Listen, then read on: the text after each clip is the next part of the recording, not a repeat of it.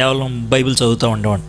చాలా స్పీడ్గా చదవాలి అనేసి 9వ రోజు సాయంత్రానికి బైబిల్ అయిపోయింది. అంటే ఆది కాండం నుంచి ప్రకటన గ్రంథం దాకా చదివేశాం. అయిపోయిన తర్వాత ఆ రోజు సాయంత్రం మా ఫ్రెండ్స్ 4 ఉంటే వాళ్ళని కలిసి, అరే బైబిల్ మొత్తం చదివేశాను ఆది కాండం నుంచి ప్రకటన గ్రంథం దాకా అన్న. అంటే నిజమారా? అరే నిజమారా బాబు, కావాలంటే అక్కడక్కడ గీతలు కూడా పెట్టాను బైబిల్లో అని అన్నాను. అంటే మొత్తం ఫ్రెండ్స్ 4 అలాగే ఉన్నారు. నా ఫ్రెండ్ ఒకడు ఉన్నాడు, వాడి పేరు సురేష్. వాడు ఇప్పుడు లేడు, చచ్చిపోయాడు. వాడు అసలు యాక్చువల్గా నన్ను ప్రభువులోకి నడిపించింది వాడే అనమాట. వాడు మాత్రం కొంచెం సీరియస్గా ఇలా చూశాడు అనమాట. అంటే బైబిల్ చదివేసావా అని. అందరూ వెళ్ళిపోయిన తర్వాత వాడు నేను ఒకే అంటే వీధిలో ఉంటాం అనమాట. అందరూ స్నేహితులు వెళ్ళిపోయారు. మీ ఇద్దరం చట్టపట్టాలు వేసుకొని నడుచుకుంటూ వస్తాం. అరే అబ్రాహం కొడుకు పేరు ఏంట్రా అన్నాడు. అంటే అబ్రాహం కొడుక అని అన్నాను. తర్వాత అలాగా ఒక 10 ప్రశ్నలు అడిగాడు. ఒక్క ప్రశ్నకు కూడా జవాబు చెప్పలేదు. జవాబు చెప్పకపోతే ఆడు నవ్వుతూ అన్నాడు, మరి బైబిల్ చదివేం లాభంరా, చిన్న ప్రశ్నలకు కూడా జవాబులు చెప్పలేకపోయావు కదరా అన్నాడు. చాలా సిగ్గేసింది నాకు. తలక వంచేసుకొని వచ్చి ఏంట్రా అనుకున్నా. అప్పుడు అరే ఎల్లారా మరి అని అన్నా. అట్లా కాదురా, బైబిల్ ఓపెడగలరా చదవటం కాదురా, బైబిల్ అర్థం చేసుకోవాలి అంటే ఏం చేయాలిరా దానికన్నా. ఓ పుస్తకం తీసుకో బైబిల్లో, దాన్ని బాగా చదువు, 10, 20, 30 సార్లు చదివి దాంట్లో భావం ఏంటో తెలుసుకొని జీవితంలో అన్వయించుకుంటే బాగుంటుందని అన్నాడు. బాగా అనిపించింది. సరే మనం కొంచెం తెలివితేటలు ఉపయోగించాం. ఎలా అంటే ఆది కాండానికి 50 అధ్యాయాలు, ఇక ఎంత ఇది చదివేటప్పటికే ప్రాణం పోతుంది. ఇంక అందుకని కాదని ఎతికి ఓ పుస్తకం దొరికింది. దాని 1 అధ్యాయం ఉంది, 25 వచనాలే, 326 మాటలే. దాన్ని 1, 2, 3, 4, 5, 6, 7 మొత్తం చదివేశాను. 20, 22 అలా చదివేశాను. అంతా చదివేసిన తర్వాత ఇంతకీ ఈ ఉత్తరం ఏంటి, ఈ పుస్తకం ఏంటి అని చదివితే మనకి ఏమాత్రం ఉపయోగపడేదిలాగా అనిపించదు. అంటే ఎలాగ తెలుసా, పక్కింటి వాళ్ళ ఉత్తరం దొరికింది అనుకోండి, పక్కింటి వాళ్ళ ఉత్తరం తీసి గబగబా చదువుతాం, కొద్దిసేపు జోక్ వేసుకుంటాం, తర్వాత మూల అవతల పడేస్తాం. ఏమన్నా ఉపయోగం ఉంటుందా? ఏముండదు. ఇది కూడా అదే, పక్కింటి వాళ్ళ ఉత్తరం. అది పోనీ సంఘానికి ఏమైనా రాశాడు అనుకోండి, సంఘంలో ఇలా ఉండాలి అలా ఉండాలంటే కొంచెం పాఠాలు నేర్చుకోవచ్చు. ఇది సంఘానికి కూడా రాసింది కాదు, వ్యక్తిగతమైన ఉత్తరం. పోనీ ఆ ఉత్తరంలో ఏమన్నా సంస్థాగతమైన విషయాలు ఉన్నాయంటే అవి లేవు, అన్నీ వ్యక్తిగతమైనవి. ఇది ఎంట్రా బాబు అని అనుకున్నా. ఇంతకీ ఆ ఉత్తరం ఏంటి అని అంటారు. అప్పుడే గౌరవ తీసేకండి, కొంచెంసేపు కథ సరదా కింద, ఆ తర్వాత తిత్తులు. మీరు బైబిల్ తీస్తే నాకు టెన్షన్ వస్తుంది, తీయొద్దు. ఏంటంటే ఉత్తరం అపోస్తలుడైన పౌలు ఫిలోమోను అనే ఆయనకి ఉత్తరం రాశాడు. ఎందుకు రాశాడంటే, ఈ ఫిలోమోను అనే ఆయన చాలా ధనికుడు, మోతుబారు రైతు అనమాట. ఆయన దగ్గర చాలామంది పనోళ్ళు ఉండేవాళ్ళు. ఆ పనోళ్ళు ఒక పనోడి పేరు ఒనేసిము. వాడు ఏదో దొంగతనం ఏదో చేశాడు, పోలీసులు పట్టుకుంటారేమో అని పారిపోతే పోలీసులు నిజంగానే పట్టుకొని తీసుకెళ్లి జైల్లో పడేశారు. ఆ జైల్లో ఎవరున్నారంటే పోయి పౌలు ఉన్నాడు. పౌలు జైల్లో ఎందుకున్నాడు అంటే సువార్త బోధిస్తున్నాడని తీసుకెళ్లి జైల్లో పడేశారు. ఈడేమో దొంగతనం చేస్తున్నాడని ఈయన కూడా జైల్లో పడేశారు. పౌలు కూర్చోబెట్టి మొత్తాన్ని సువార్త చెప్పాడు. యేసుప్రభుని అంగీకరించాడు. అరే యేసుప్రభుని అంగీకరించావు కదా, పోరా మీ అయ్యగారి దగ్గర పోరా అన్నాడు. అమ్మో సార్ నా భయం సార్ అన్నాడు. భయ్యేంద్ర బాబు నేను ఉత్తరం రాస్తాను అని అన్నాడు. అని అయ్యో ఒనేసిము వస్తున్నాడు, మంచోడు, మారు మనసు పొందాడు, కొంచెం చేర్చుకో అయ్యా అని ఉత్తరం రాశాడు ఫిలోమోను. ఇది ఏమన్నా మనకు ఉత్తరం ఉపయోగం ఉంటుందంటే, ఇది బైబిల్లో పెట్టి దేవుని వాక్యం అంటే పెచ్చ అనిపించదా? నాకైతే అలాగే అనిపించింది. ఆయన ఎవరో పౌలు అంట, ఇంకెవడో ఫిలోమోను కంట, ఎవరో దొంగోడు ఒనేసిము కోసం రాశాడు.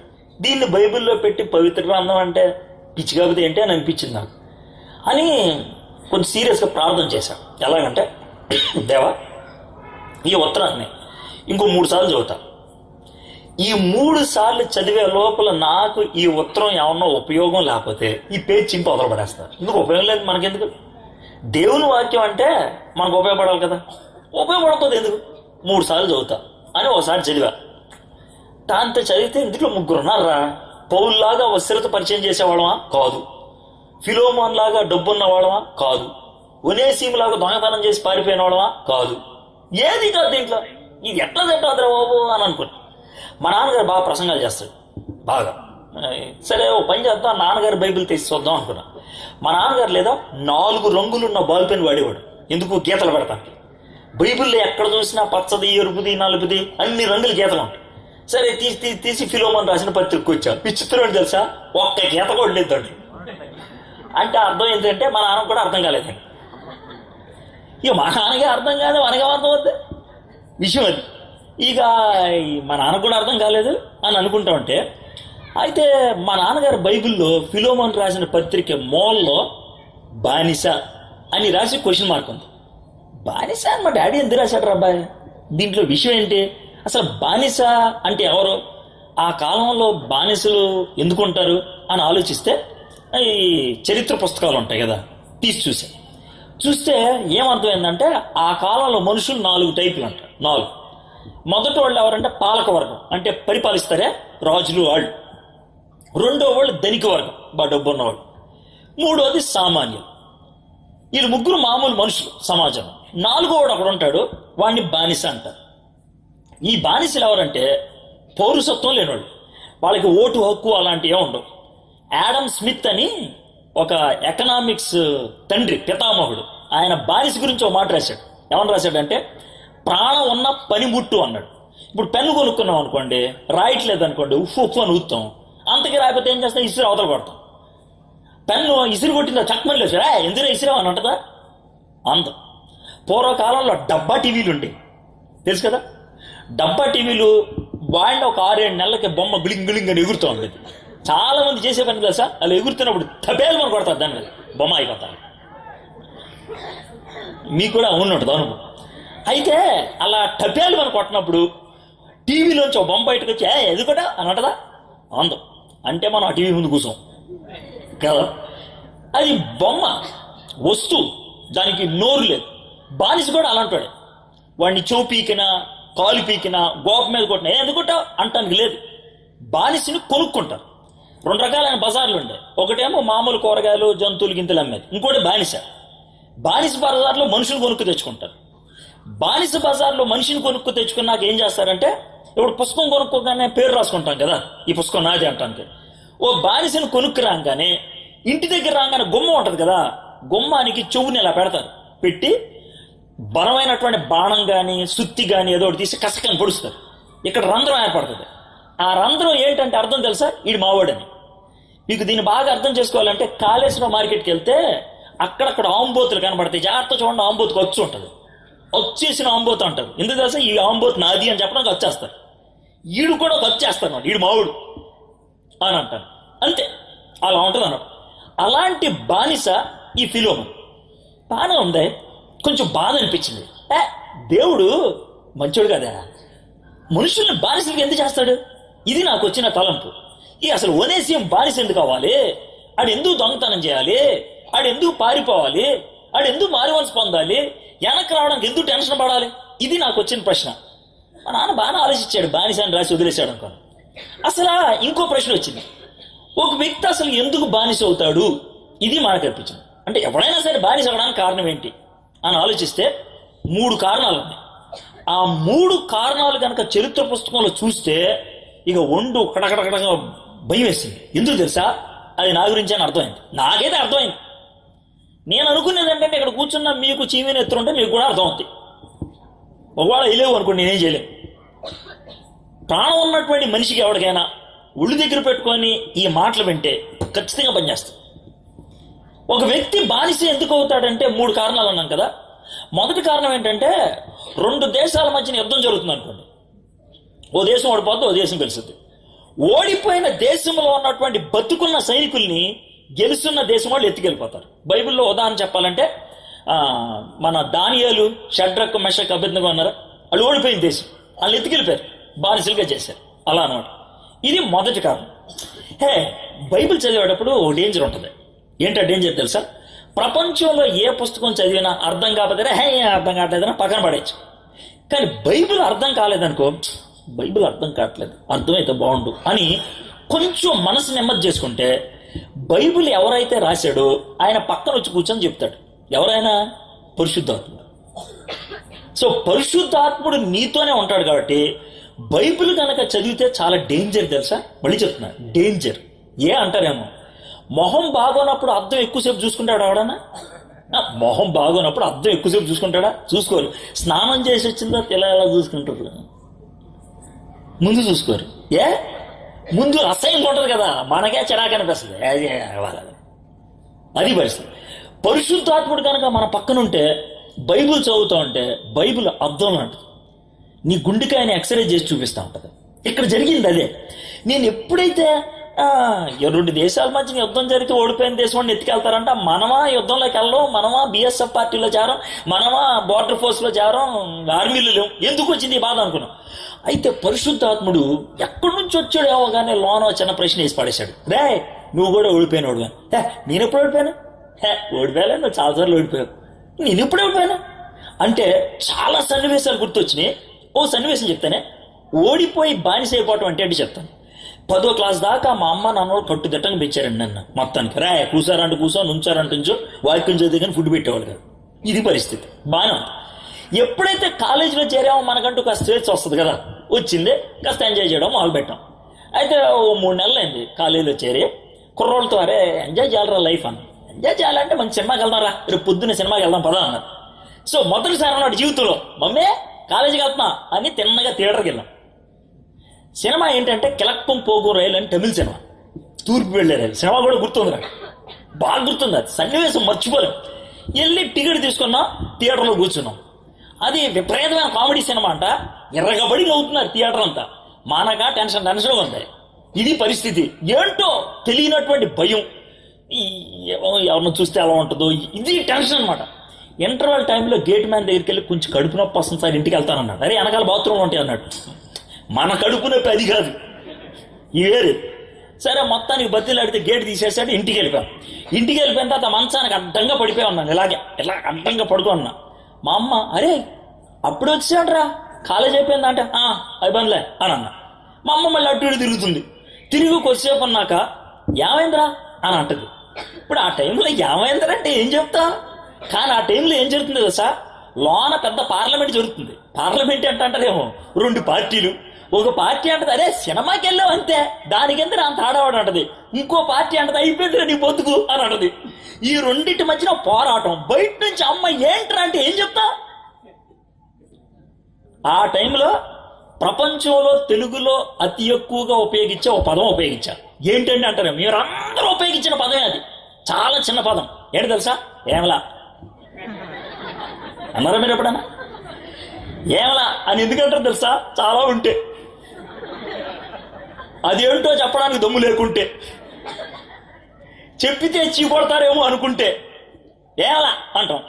ఒకవేళ మళ్ళీ గుచ్చి ఏమైందిరా ఏమలేదన్నా అంతకు మించి ఏమన్నా సౌండ్ పెంచుతాం కానీ వాట మాత్రం అది. అప్పుడు జరుగుతున్నటువంటి పరిస్థితి అది. అయితే ఇది మొదటిసారి. 3 రోజుల తర్వాత మళ్ళీ వెళ్ళా సినిమాకి. కానీ ఈసారి ధైర్యంగా సినిమా మొత్తం చూసా. తర్వాత 4 రోజుల తర్వాత మళ్ళీ వెళ్ళా అదే సినిమాకి. ఈసారి జనంతో పాటు నేను కూడా నవ్వేశా. ఆ తర్వాత 5వ రోజు సినిమాకి వెళ్ళకపోతే ఎలా అనే బాధ కలుగుతుంది. ఎందుకనంటే నేను సినిమాకి ఏమయ్యాను కదా. అంటే ఓడిపోవటం అంటే అదే. నాకు నా మనస్సాక్షికి పోరాటం జరిగింది. ఆ పోరాటంలో నేను ఓడిపోయాను, అమ్ముడిపోయాను. అందుకే నేనేమన్నాను తెలుసా, చీవీ నెత్తుంటే ఇది గుచ్చుకుంటుంది మీకు, అది లేకపోతే నేను చేయలేనులే. ఎప్పటికైనా సరే జీవితంలో మొదటిసారి ఏదైనా తప్పు చేయాలి అనుకుంటే భయం కలుగుద్ది. ఎందుకంటే మనుషులం కదా మనం. జంతువులకైతే ఉండదు భయం, మనుషులకు ఉంటుంది ఆ భయం. ఆ భయం కొంతకాలానికి పోద్ది, ఇక మనం బానిసైపోతాం.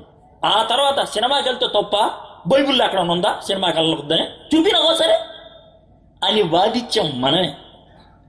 ఆ స్థాయికి ఎదిగిపోయాం. ఏ అంటే బానిసైపోయాం కాబట్టి. ఇది మొదటి కారణం. మీలో కొంతమంది ఆ టైప్ ఉండొచ్చులే. ఓకే, సినిమా మీకు కాకపోవచ్చు, ఇంకోటి ఏదైనా ఇవ్వచ్చు. ఏదైతే చేయొద్దు అనుకున్నారో చేసి దానికి అలవాటైపోయి బానిసైపోయినారు. ఇది మొదటి కారణం. రెండో కారణం, ఒక వ్యక్తి ఎందుకు బానిసైపోతాడంటే ఎవడైనా మనల్ని అమ్మేస్తే బానిస అవుతారంట. భలేవాళ్ళు అండి, పెచ్చ కాకపోతే అంటే మనల్ని అమ్మేటివి ఏంటంటే అంటారు. బైబిల్లో అమ్మేశారు. అలాగే యోసేపు ఉన్నాడా, యోసేపుని వాళ్ళ అన్నోళ్ళు అమ్మేశారు. ఆ తర్వాత యోసేపు ఏమయ్యాడు? బానిసయ్యాడు. నేను అనుకున్నాను నన్ను ఎవడు అమ్ముతాడు రా బాబు అనుకున్నాను. కానీ మీకు విషయం తెలుసా, నన్ను కూడా అమ్మేశారు ఒకసారి. ఎలా అంటారు, మనం ఏ విధంగా పాపం అనే దానికి గొప్ప లక్షణం ఏంటి తెలుసా? ఈరోజు ఓ పెగ్గు తాగాం అనుకో, వారం రోజుల తర్వాత పెగ్గు తాగడాడు, 2 తాగుతాడు. పెగ్గు కిక్కు రాదు, 2 తాగితే రాదు. అయ్యగారు బాగా అవుతున్నారు, అలవాటే అంటే సరదాగా. ఇది మనకున్నటువంటి తత్వం. కిక్కు కావాలి, సో పెరుగుతూ ఉంటుంది. కాబట్టి ఒక 6 నెలల్లోనే మన బతుకు ఎక్కడ దాకా వెళ్ళిపోయిందంటే సినిమాలు తాగల, సిగరెట్లు, మందు అక్కడ దాకా. ఓ రోజు బిర్యానీ, మందు, బిర్యానీతో పాటు మందు తాగుతా ఉన్నా. ఈరోజు ఫ్రెండ్ వచ్చాడు, తెచ్చి కిళ్ళి అంటదే పాన్, అది తీసుకొచ్చాడు. ట్రయాంగిల్ షేప్లో, త్రిభుజ షేప్ అలా పెట్టాడు. రే ఇది నీకోసమే రా అని అన్నాడు. అని అంటే మనం గబగబా అన్నం తింటున్నాం. రే తినరా అని అన్నాడు. అరే అన్నం తిన్నాక కదా ఇది అన్న, స్పెషల్ రా ఇప్పుడే తినన్నాడు. అంటే పాన్ తీసుకొని నోట్లో పెట్టుకొని కొరికా, పసరగా ఉంది, టేస్ట్ లేదు. కానీ అది తినమన్నాడు కదా, తినేశాడు. ఆ తర్వాత చికెన్ పీస్లు అవి తినేసాను, అయిపోయింది. 1 నిమిషం అయిన తర్వాత నాకు పళ్ళు ఉన్నట్లు తెలియట్లే, 2 నిమిషాల తర్వాత పెదాలు ఉన్నట్లు తెలియట్లే, 5 నిమిషాల తర్వాత బుర్ర ఉన్నట్లు తెలియట్లే, పావు గంట తర్వాత అడ్డంగా పడిపోయాను, చెయ్యి కూడా కొడుక్కోరా. 6 గంటల తర్వాత లేచాను. 6 గంటల దాకా అరే ఏంట్రా అది అన్న అంటే దాన్ని గంజాయి అంటారు అన్నాడు. భలే ఉందిరా, సోబరు మధ్యాకాశంలో ఉన్నట్టుంది తెలుసా. ఎంత? 5 రూపాయలు. అవునా? ఇంకంతే. తర్వాత రోజు నుంచి అది కొనుక్కోవటమే. గంజాయికి అమ్ముడిపోయామ్మా. Brown sugar, pethidine, morphine injection పొడుచుకోవటం. మన జీవితం దానికి అమ్ముడిపోయింది. అది లేకపోతే ఇక బతకలేను అనుకున్నా. ఎంత ఘోరం అంటే ఆ గంజా అమ్మేవాడు ఉంటాడే, ఆడు నా పరిస్థితి ఆలోచించి 5 రూపాయలు మందుని ఎంత దాకా పెంచాడంటే 3 నెలల్లో 50 రూపాయలు చేశాడు. 50 రూపాయలు ఇస్తేస్తాను, అది లేదనేవాడు. నాకు అది లేకపోతే కడుపు నొప్పి వచ్చేసేది. మా అమ్మ పట్టు చీరలు కూడా సెకండ్ హ్యాండ్ తీసుకెళ్ళి అమ్మేసింది తెలుసా. ఎందుకు? డ్రగ్గు కోసం. అంత దరిద్రం. డ్రగ్గు లేకపోతే నేను ఉండలేను, కడుపు నొప్పి తట్టుకోలేను. అలాంటి పతన స్థితిలో ఉంటే ఇక నెక్స్ట్ స్టేజ్కి వద్దాం. 3వది, ఒక వ్యక్తి బానిస ఎందుకు అవుతాడంటే, మొదటిది ఓడిపోతే, 2వది అమ్ముడిపోతే, 3వది ఏంటి తెలుసా, అప్పు తీరకపోతే అంట ఆడిగాడు అమ్మేసుకుంటాడంట. ఆడిగాడు అమ్మేసుకోవడం ఏంటి అన్నట్టేమో. తప్పైన కుమార్ స్టోరీ తెలుసు కదా. తప్పైన కుమార్ ఆ నాన్న దగ్గర నుంచి ఇంట్లో బయటకు వెళ్ళిపోయిన తర్వాత ఆస్తి అంతా అయిపోయిన తర్వాత వాడు ఏం చేశాడు తెలుసా, ఓ రోజు రోడ్డు మీద 10 రూపాయలు అంటే వెళ్తా ఉన్నాడు. ఎవడో పిలిచి ఏంట్రా 10 రూపాయలకి అమ్మేదంటే, ఏమన్నా అమ్మడానికి, నన్ను నేను కొనుక్కుంటా అమ్మేసుకున్నాడు. బైబిల్లో ఉందదే. తన్ను తాను అమ్మేసుకున్నాడు. ఎందుకు? పందులు పెంచడానికి. అదే పరిస్థితి అనమాట. మన పరిస్థితి కూడా అదే. ఏమనంటే, నా ఫ్రెండ్ ఒకడు అన్నాడు, రే నీ పరిస్థితి చూస్తుంటే చాలా జాలేస్తుందిరా, డబ్బు లేకపోతే కడుపు నొప్పి వస్తుంది, డబ్బులు లేవు, ఏం చేస్తారా? అరే ఓ పని చేయరా, ఓ మంచి సలహా అన్నాడు. ఏంట్రా అని అన్నాడు. మాది ఏలూరు, ఇక్కడ నుంచి 67 కిలోమీటర్లు, ఇక్కడ నుంచి 33 కిలోమీటర్లు గుంటూరు. సో టోటల్గా 90 కిలోమీటర్లు. ఏలూరు నుంచి శనివారం సాయంత్రం గుంటూరు వెళ్ళిపోయాడు. గుంటూరులో ఆంధ్రప్రదేశ్ మొత్తానికి 3 చోట్ల బార్లు ఉండేవి, రాత్రిపూట్ల డ్యాన్స్ వేసే బార్. గుంటూరులో కెసినో బార్ అండ్ రెస్టారెంట్ ఉండదు. విలీందర్ అని ఒక మేనేజర్, ఆయన దగ్గరికి వెళ్ళి, సార్ శని ఆదివారం మీ బార్లో పనిచేస్తాను సార్ అని. ఏం చేస్తారంటే, సార్ మీరు ఏం చెప్తా చేస్తాను సార్. ఏం చెప్తాది? రే డ్యాన్స్ వేస్తావా? ఏమంటే వేస్తాను సార్, వేస్తాను అని అంటే. అప్పుడు డిస్కో శాంతి వచ్చేది, 10వ క్లాస్ అమ్మాయి అప్పుడు డ్యాన్స్ వేయడానికి. ఆ అమ్మాయి పక్కన డ్యాన్స్ వేయరా. ఆ అమ్మాయి ఏం చెప్తా చేస్తాను సార్, నీకు 80 రూపాయలు ఇస్తారు రాత్రికి. Super sir. 2 రాత్రులు 280, 160. 3 డ్రగ్గులకి 150, 10 రూపాయలు రానుభవం ఛార్జ్. సరిపోయింది, సూపర్. అమ్ముడిపోయాను. వాడు చెప్పిన ప్రతి దరిద్రమైన పని చేశాను. నోటితో చెప్పటానికి వీల్లేని పనులు చేశాను. బయట చెప్పుకుంటే చెయ్యి అని ఉమ్మొస్తారు. అలాంటి పనులు చేశాను. ఎందుకు? డబ్బుల కోసం. అమ్ముడిపోయాను, నన్ను నేను అమ్మేసుకున్నాను. ఆ మాట చదివిన తర్వాత అర్థమైంది, ఈ ఉత్తరం మన కోసం. ఒకవేళ అలాంటి ఓడిపోయి బానిసైపోయిన వాళ్ళు, అమ్ముడిపోయి బానిసైపోయిన వాళ్ళు, చేతకాక రాజీ పడిపోయి అమ్మేసుకున్నవాడు ఎవరైనా ఇక్కడుంటే, ఇలాంటి వాళ్ళకు కూడా బైబిల్లో వర్తమానం ఉంది. దేవుడు అలాంటి వాళ్ళని కూడా నిలబెట్టగలడానికి నేను సజీవ సాక్షిని. అయితే మీరు అనొచ్చు, ఎలా సార్, ఎలా సాధ్యం అంటే, నేనేం సుత్తి కొట్టను, బైబిల్ ఏం చెప్తుందో అదే చెప్తాను. బైబిల్లోంచి నా జీవితాన్ని మీకు చూపిస్తాను. దేవుడు అలాంటి వ్యక్తిని ఎలాగా బాగు చేయగలుగుతాడు, ఏమి ఆశిస్తున్నాడు దేవుడు అలాంటి వ్యక్తిని బాగు చేయాలంటే మనం చేయగలిగేది ఏంటి? నేను ఇందాక చెప్పినట్లుగా పౌలు జైల్లో ఉన్నాడు. జైల్లో ఉంటే ఆయన దగ్గరికి ఒనేసిము వచ్చాడు. ఒనేసిము మొత్తానికి జీవితం మారింది. ఎలా మారింది అనేది అక్కడ చూద్దాం. ఆ తర్వాత ఉత్తరం రాసి పంపిస్తున్నాడు. ఈ ఉత్తరం ఎవరికి రాశాడు? ఫిలోమోన్ అనే ఆయనకి రాశాడు. ఓకే, ఆ ఉత్తరంలో పౌలు ఒనేసిము గురించి ఏమి రాశాడు చూస్తే, ఆ మాటల ద్వారా దేవుడు ఈరోజు నీతో నాతో ఒకవేళ బానిసత్వంలో ఉంటే, ఎటువంటి బానిసత్వంలో ఉన్నా ఆయన ఏం చేస్తాడో చూస్తాం. ప్రపంచంలో ఏ మతమైనా సరే పాడైపోయినోడు ఉంటే వాడిని ఎరగొట్టేస్తారు, నాశనం చేసేస్తారు, చంపి పడేస్తారు, పోరా అంటారు. కానీ యేసయ్య ఒక్కడే ఒక విచిత్రమైన బోర్డు పెట్టుకున్నాడు. ఏంటి ఆ బోర్డు తెలుసా?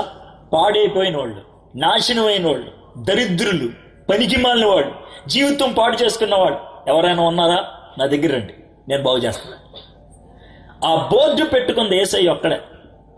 ఒకవేళ మీరు పాడైపోతే, మీ జీవితాన్ని పాడు చేసుకున్నట్లయితే, నాశనం అయిపోయింది అని అనుకుంటే, ఒక చిన్న ఆశ, యేసయ్య దగ్గరికి వస్తే ఆయన బాగు చేస్తాడు.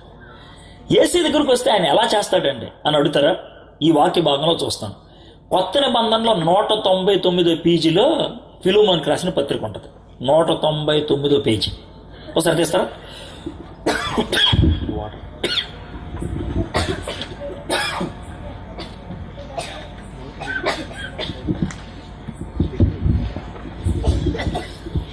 తీసారా? తీసారా? చూసారా? ఒకసారి చూడండి, దాన్ని ఫేస్ చూడండి. ఏ ఫేసు? ఫిలోమోనుకి రాసిన పత్రిక. మీరు జాగ్రత్త చూస్తే ఫిలోమోను రాసిన పత్రిక 4 పారాగ్రాఫ్లు ఉంటాయి. 1 నుంచి 3 దాకా ఒక పారాగ్రాఫ్, 4 నుంచి 7 దాకా 2వ పారాగ్రాఫ్, 8 నుంచి 22 దాకా 3వ పారాగ్రాఫ్, 23, 24, 25 4వ పారాగ్రాఫ్. ఉందా? కరెక్టేనా? కరెక్టే. మీ బైబిల్ నా బైబిల్ సేమ్. సోసరం. కాబట్టి మనం ఇంకా ధైర్యం వెళ్ళిపోవచ్చు. ఏం తేడా లేదుగా. 4 పారాగ్రాఫ్లో 4 విషయాలు. ఇప్పుడు మనం ఎవరికైనా ఉత్తరం రాస్తున్నాం అనుకో, అమ్మా బాగున్నావా, నేను మీ కొడుకుని ఉత్తరిగా రాస్తున్నాను. ఇది పరిచయం. మొదటి పారాగ్రాఫ్ పరిచయం.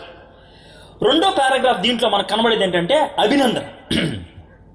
అభినందన. ఫిలోమోను జీవితంలో వచ్చిన మార్పును బట్టి సభాషాబాయ్ ఆయన అభినందించాడు. ఇది 4 నుంచి 7 దాకా. 8 నుంచి 22 మెయిన్ అంశం, అది అభ్యర్థన. బాబు కొంచెం ఒనేసిముని తీసుకోరా, అభ్యర్థన. చివరిది 23 నుంచి 25 దాకా, మరి అంతా బాగున్నారు కదా, వచ్చేవారం కలుసుకున్నా, బాయ్. అది చివరి పలుకు. ఇప్పుడు తొలి పలుకు చివరి పలుకు వదిలేస్తే మధ్యలో 2 విషయాలు. ఏంటా 2 విషయాలు? ఒకటి అభినందన, 2వది అభ్యర్థన. ఈ 2 విషయాల నుంచి 2 పాఠాలు నేర్చుకోండి. ఇక్కడ కూర్చున్న వాళ్ళు 2 జాతులు అనుకుంటున్నాను. ఏంటి సార్ జాతులు అంటారు? ఒక జాతి యేసు ప్రభుని నేను సొంత రక్షకుడిగా అంగీకరించా, నేను విశ్వాసిని, ప్రైజ్ ది లార్డ్ అనే ఒక జాతి. ఇది ఒక జాతి. 2వ జాతి యేసు ప్రభు దేవుడు అని అంటాను, రుజువు ఏంట్రా, ఏం చేశాడు ఆయన, ఏంటంట అనే జాతి 2ది. ఈ 2 జాతిలో ఉన్నాయి. ఈ 2 జాతుల్లో నువ్వు లేవంటే అసలు మంచివే కాదు. ఈ 2 కాబట్టి ఇంకేముంటాయి? ఓడి యేసు ప్రభు పార్టీ, 2వది యేసు ప్రభు అగెయిన్స్ట్ పార్టీ, అంతే. 3వ పార్టీ ఏముంటది? ఉండదు. అభినందనేమో విశ్వాసులకు రాసింది, అభ్యర్థనేమో మామూలు వాళ్ళకి రాసింది. నువ్వు విశ్వాసి అనుకుంటే అభినందన నుంచి నువ్వు నేర్చుకోగలిగే పాఠం ఏంటో చూద్దాం. ఏమి నేర్చుకుంటావండి అభినందన నుంచి అంటాడేమో. ఇప్పుడు మీ ఊర్లో కాఫీ తాగుతారా? కాఫీ తాగుతారా? ఫేస్ అలా పెట్టరా, కాఫీ తాగరా? కాఫీ చెప్పకుండా ఏం కలుపుతారు? మా ఊర్లో కూడా అదే. ఎవరు చెప్పారు మీకు పంచదార కలపని? అదేంటి అంత సైలెంట్ అయిపోయారు? పంచదార కలిపితే కాఫీ తీగా ఉంటుందని ఎవరు చెప్పారు? అంత సీరియస్ అయిపోయారండి. పంచదార కలిపితే కాఫీ తీగా వద్దని ఎవరు చెప్పారు? ఎవరు చెప్పారు? పాలు చెప్పినా? కారు చెప్పిందా? 4 చెప్పిందా?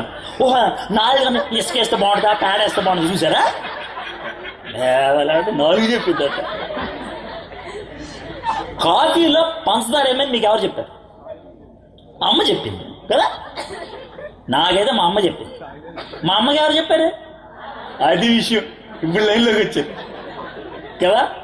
తరతరాలుగా మనం నేర్చుకున్న ఒకటే ఒక సత్యం, కాఫీ తీయగా అవ్వాలంటే పంచదార కలపాలి. ఏ ఊర్లో పంచదార కలిపినా కూడా కాఫీ తీయగానే అవుతుంది. అవుతా లేదా? ఒకవేళ మీరు కాఫీ తీసుకొచ్చి చప్పగా ఉంటే అమ్మా పంచదార వేయలేదనుకుంటా అని నేను అంటాను కదా. అదేవిధంగా యేసు ప్రభు గనక ఒకడి జీవితంలోకి వస్తే ఆడి జీవితంలో మార్పు రావాలి.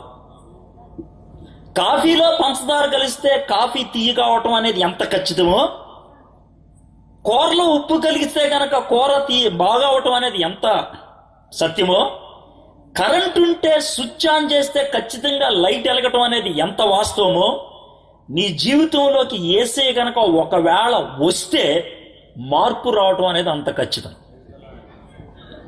అదే పౌలు ఫిలోమోనుతో చెప్తున్నాడు. చూడండి, అన్ని వచనాలు చదవడానికి కుదరదు, కానీ 7వ వచనం ఒకటి చదువుతాం. 7వ వచనం ఏమన్నాడు తెలుసా? సోదరుడా, పరిశుద్ధుల హృదయములు నీ మూలముగా విశ్రాంతి పొందినందున నీ ప్రేమను బట్టి నాకు విశేషమైన ఆనందమును ఆదరణయు కలిగాను. ఆ కాలంలో మోతుబారు రైతులు, డబ్బున్న వాళ్ళు కర్కోటంగా వ్యవహరించేవాళ్ళు, మూర్ఖంగా వ్యవహరించేవాళ్ళు. అది వాళ్ళకు ఉన్నటువంటి పద్ధతి. పనులతో కొట్టి వాయించేవాళ్ళు, పని చేపించేవాళ్ళు, బాగా వెట్టి చాకిరీ చేపించుకునేవాడు. ఫిలోమోను అలాంటి జాతికి చెందినవాడు. కానీ ఫిలోమోను ఎప్పుడైతే యేసు ప్రభువుని అంగీకరించాడో ఆయనలో ఎంత మార్పు వచ్చిందంటే, ప్రజలు ఆయన దగ్గరకు వచ్చి విశ్రాంతి పొందుతున్నారంట. ప్రజలు ఆయన దగ్గరకు వచ్చినప్పుడు ఆనందం కలుగుతుందంట, ఆదరణ కలుగుతుందంట. ఎందుకు అనంటే, ఫిలోమోను ఎప్పుడైతే యేసు ప్రభువుని అంగీకరించాడో ఫిలోమోను జీవితంలో మార్పు వచ్చేసింది. నేను ఇప్పుడు అడిగేది ఏంటంటే, ఇక్కడ కూర్చున్న వాళ్ళల్లో ఎవరైనా సరే, సార్ నేను యేసు ప్రభుని అంగీకరించానంటే ప్రైజ్ ది లార్డ్. అయితే యేసు ప్రభుని అంగీకరిస్తే ఫిలోమోనుకు లాగా నీ జీవితంలో మార్పు వచ్చిందా? ప్రజలు నీ దగ్గరకు వచ్చి ఆదరణ పొందగలుగుతున్నారా? ప్రజలు నీ దగ్గరకు వచ్చి ఆనందాన్ని పొందగలుగుతున్నారా? ప్రజలు నీ దగ్గరకు వచ్చి విశ్రాంతిని పొందగలుగుతున్నారా? నీతో మాట్లాడుతుంటే హాయిగా అని అనిపిస్తుందా?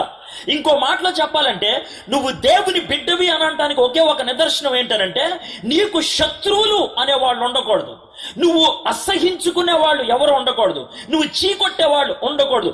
ఎవరినైనా సరే క్షమించగలిగేటువంటి సామర్థ్యత నీకుండాలి. అది ఎట్లాగండి అని అంటారేమో. దేవుని బిడ్డకు దేవుని లక్షణం ఉంటుంది. దేవుని బిడ్డకు దేవుని లక్షణం ఉంటుంది. ఎవరైతే దేవుని బిడ్డగా జీవిస్తూ మొదలు పెడతారో, యేసు ప్రభువారు ఓసారి తన శిష్యులు పిలిచి, అరే బాబు ఈ విధంగా ప్రార్థన చేయండిరా అన్నారు.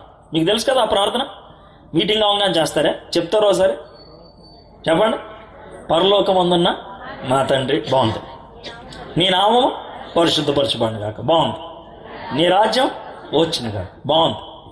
నీ చిత్తం పరలోకమందు నెరవేరినట్లు భూమి అందు నెరవేరిన గాక, బాగుంది. తర్వాత మా ఇందైన ఆహారం మాకు దయచేసే, బాగుంది. నెక్స్ట్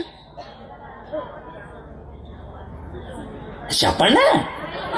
మా ఎడల అపరాధం చేసిన వారిని మేము క్షమించేశాం, అలా మమ్మల్ని క్షమించవా అని ఎవరిని అడుగుతున్నారు మీరు?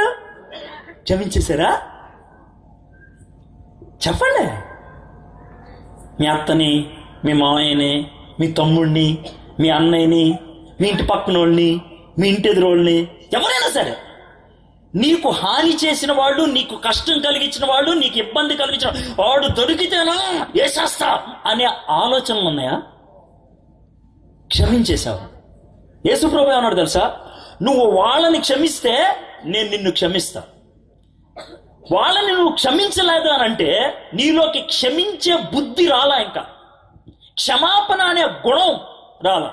ఇంకో చాట వేసే ఉంటాడు తెలుసా? కానుకలు ఇవ్వడానికి వచ్చామనుకో ఇక్కడికి, ఆ టైంలో నీ మీద ఎవరికో కోపం ఉందని తెలిసిందనుకో, ఏమన్నాడు తెలుసా? ఆ కానుక అక్కడ పడేసి ముందు ఆడి దగ్గరికి వెళ్ళి సమాధాన పడి అప్పుడు రా, అప్పుడు లేకపోతే నాకు అక్కర్లా. మనుషులతో సమాధాన పడకుండా, మనుషులతో సరి అయినటువంటి సంబంధం లేకుండా దేవునితో సరి అయిన సంబంధం కలిగి ఉండాలంటే సాధ్యమా? అస్సలు కాదు. భార్యాభర్తలుగా ఉన్న వాళ్ళకి ఇది అర్థం. అంతే. భార్యతో గొడవపడిన తర్వాత ప్రార్థన చేసుకుందాం అంటే ఎవడన్నా వస్తాడా? రాడు. ఏ ఇంట్లో వాళ్ళతో గొడవపడిన ప్రార్థన ఇవ్వగల నేను పడుకుంటా అనరా? ఇప్పుడు మీకు అర్థమైందా?